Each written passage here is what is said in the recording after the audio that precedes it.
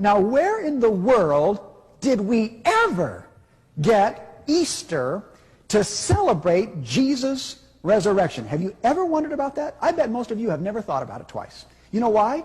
Because everybody's always done it. Your mommy and daddy did it. Their parents did it. Grandma and grandpa did it. Great-grandparents did it. You do it because everybody else has done it all your life. You just kind of go along because everybody else has done it, right? All right.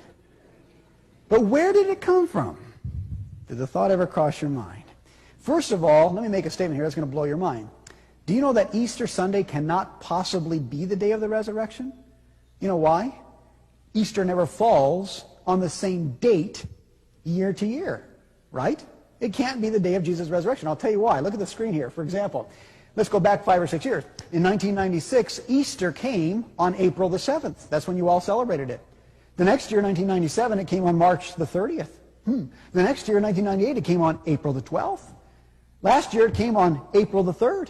This year, it's going to come on April the 23rd. So how can you have a difference from April the 23rd clear back to March 30th? That's a difference of 23 days. How does that happen? I'll tell you how it happens. Easter is not regulated by a date. Easter is regulated by the solar system. You know why? Easter always comes the first Sunday after the first full moon, after the equinox, when days and nights are equal length. You never knew that, did you? Isn't that amazing? And so all the people that are celebrating the resurrection of Jesus on Easter Sunday morning, it's just not true. It didn't happen then. Okay?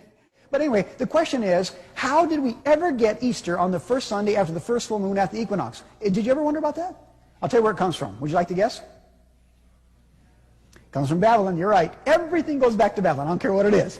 In Babylon, they had a goddess of fertility. Her name was, interestingly, Ishtar. I-S-H-T-A-R. That's where we get our word Easter from, was this pagan goddess of fertility. If you doubt this, by the way, go home tonight in your encyclopedia and look up Easter in your encyclopedia. It'll tell you the whole story that I'm going to tell you right now. It's in every history book. And what they did, this goddess of fertility called Ishtar, they worshipped her in the springtime. You know why? Because everything was coming to life. And she was the one that caused all life and everything to grow anyway. So they thought she got very active in the springtime. So they honored her always on the first Sunday after the first full moon, after the equinox. That was Ishtar's day, because she was the goddess of fertility, the goddess of reproduction. And you know what happens, folks? They took that then, and they celebrated this day of her in her honor, and so did Medo-Persia, and so did Greece. In fact, Greece had her under another name called Venus. You ever heard of Venus before? That's Ishtar in Babylon, the same thing. And then you go to Rome, and Rome had this, and folks, the same thing. You come to Constantine. Constantine, about 300 years after Jesus, says, hey, we got all these pagans out here, and they're worshiping Ishtar on the first Sunday after the first full moon after equinox. You know what? Jesus rose from the tomb in the springtime. It was Passover time and so on. Why don't we take this Ishtar's day, and instead of giving honor to Ishtar, the giver of life and so on, Jesus is the resurrection. Jesus is the life. Why don't we start to keep this day in honor of Jesus Christ? And we could win all these pagans to Christianity. And the Christians said, that's a great idea. And so, folks, he changed Ishtar's day to Easter Day in honor of Jesus' resurrection. And then as Papal Rome again rules the entire world for the next 1260 years, it passes that teaching on to everybody in the world, and the whole world does it, and nobody even thinks twice about it. But you all tell me, what in the world do chocolate chickies and bunny rabbits got to do with the resurrection of Jesus? Amen? Did you ever wonder about that? I bet you didn't. You know why? You've done it all your life. Everybody does it. But you know where it comes from? Make a guess. Babylon is right. Because, folks, in Babylon, they worshipped the egg on Easter's day, because an egg is a symbol of fertility. Not only that, they worship bunny rabbits on Easter's day. You know why? Because bunny rabbits are the most prolific reproducers in the world. I know. I grew up on a ranch. We had lots of rabbits. All rabbits do is make love and have babies. Isn't that right? Yeah. And so, honestly, they worship the rabbit. And we still have that today, all the way back from Babylon. Amazing, isn't it? But now, folks, I want to ask you another question here tonight.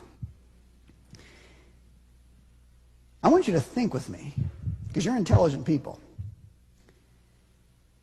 If things like Christmas and Easter, coming straight from pagan Babylon, have made their way into our world tonight and been Christianized, and everybody just does it because everybody else does it, My question to you is this.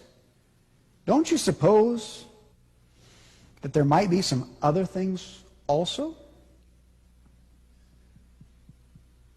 Don't you suppose there might have been some other false teachings or errors or pagan practices or deceptions that have snuck their way in that we are following and teaching and practicing that's totally contrary to the truth of the Bible? Don't you think there might be some of those?